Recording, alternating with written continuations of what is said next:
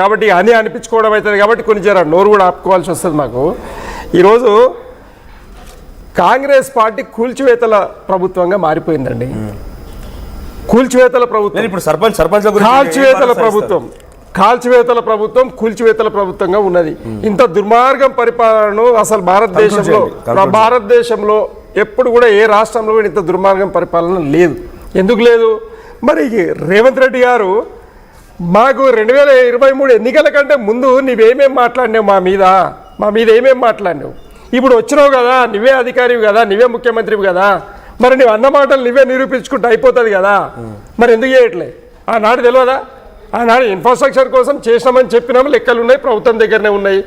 కేసీఆర్ గారు ఇంట్లో లేవు, కేసీఆర్ గారు జేబులో లేవు, మా మంత్రులలో జేబులలో లేవు. ఇది అన్యాయం మాట్లాడడం. మరి మీరు వచ్చారు కదా, మీరు ఎట్లా పునరుద్ధరిస్తారు? చేయండి. ఒకవేళ మీరు రేపు మళ్ళీ ప్రభుత్వం ఆశిస్తున్నారు, వీళ్ళు 3 ఏళ్ల పాటు ఉంటారు, తర్వాత మీరు ప్రభుత్వంలో ఆశించి ఒకవేళ మీరు మీ అదృష్టం బాగుంది మీరు వచ్చినా లేకపోతే వాళ్ళు వచ్చినా కూడా సర్పంచ్ అనేది కంటిన్యూ అవుతారు. వాళ్ళ పెండింగ్ బిల్లు అట్లే ఉంటాయి. మళ్ళీ ఇప్పుడు ఈ సర్పంచ్ దగ్గర బిల్లు ఇస్తారు. మరి లేదే 100% ఆనాడు జరిగినటువంటి పొరపాట్లన్నింటినీ కూడా కేసీఆర్ గారు రెక్టిఫికేషన్ చేసుకొని కార్యకర్తలకు నాయకులకు ఎక్కడెక్కడ మిస్టేక్ జరిగినాయి, ఎందుకోసం అలా జరిగింది అనేది మాకు చాలాసార్లు మరి జరిగిన సమావేశాల్లో చెప్పడం జరిగింది. ఎందుకు రియలైజేషన్ అనేది ప్రతి పార్టీ కూడా 100% మరి 100% పరిపాలన ఇవ్వదు. 80% వరకు లాక్కొస్తారు, కోషిష్ చేస్తారు. అయితే మేమేమంటున్నామంటే, సరే మేము చేసిన తప్పులు మీరు చేయొద్దు కదా, మేము చేసినాం కదా తప్పులు మీరు అంటున్నారు కదా, మరి మీరెందుకు చేస్తారు? అవసరమా అవన్నీ? కాబట్టి ఈరోజు గ్రామాలలో 100% బీఆర్ఎస్ పార్టీ జెండా ఎగరబోతుంది. ఇదొకటి యాద పెట్టుకోవాలి. రేవంత్ రెడ్డి గారికి కాంగ్రెస్ కి బుద్ధి చెప్పబోతుంది. గవర్నమెంట్ 700 కోట్ల రూపాయలు పెండింగ్ పెట్టిపోయారు కేసీఆర్. సర్పంచ్లు ఇవ్వాల్సిన సెక్రటరీలకు సంబంధించి 385 మొత్తం 1083 crores పెండింగ్ పెట్టిపోతే 988 కోట్ల రూపాయలు రాష్ట్ర ప్రభుత్వం చెల్లించింది. చూద్దాం, ఓన్లీ ఇక్కడ ప్రొసీడింగ్ లేని మాత్రమే బిల్లులు చెల్లించలేదు. 100 కోట్ల రూపాయలు డిసైడ్ చేస్తారు. సో ఇప్పుడు కూడా మేము సర్పంచ్ ఎన్నికల్లో మీ ఓటు ఎవరికి అనేది దీంట్లో పోల్ పెడితే 40% మంది కాంగ్రెస్ అంటున్నారు, 42% మంది బీఆర్ఎస్ అంటున్నారు, మిగిలిన వారంతా బీజేపీ వైపు చెప్తున్నారు.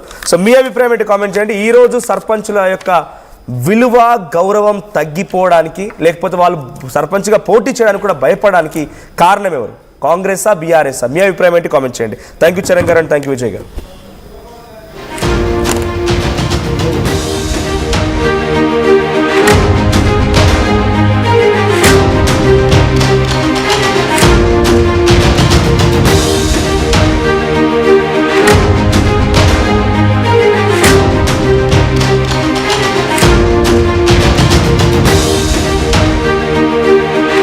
ఐటీ కెరియర్ కోసం చూస్తున్నారా? నాన్ ఐటీ నుంచి ఐటీకి మూవ్ అవ్వాలనుకుంటున్నారా? అయితే సమాధానం కోడింగ్ ట్యూటర్. ఇల్లు కావాలంటే స్థలం కావాలి. స్థలం ఎలాంటి చోట కొనాలి? తక్కువ పెట్టుబడితో ఎక్కువ అభివృద్ధి అయ్యే ప్రాంతంలో కొనాలి. నూతన వెంచర్ అమేయనందు అప్రూవ్డ్ ప్లాట్లు అందుబాటులో ఉన్నాయి. ఒక్కసారి సకుటుంబంగా విచ్చేసి సరైన నిర్ణయం తీసుకోండి. స్వర్గసీమ వారి నూతన venture Ameya.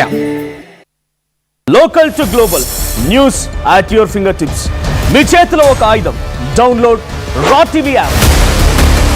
Media legend Ravi Prakash is back.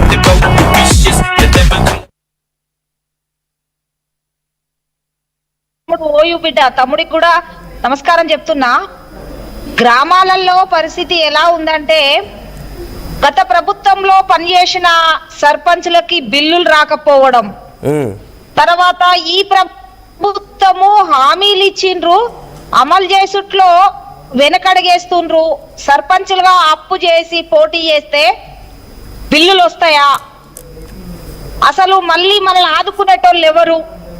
గత ప్రభుత్వంలే, కేసీఆర్ ప్రభుత్వంలే అప్పుల పాలైనం, సర్పంచ్లు అనేటోళ్ళం ఆత్మహత్యలు చేసుకున్నాం, రోడ్ల మీద పడ్డాయి కుటుంబాలు.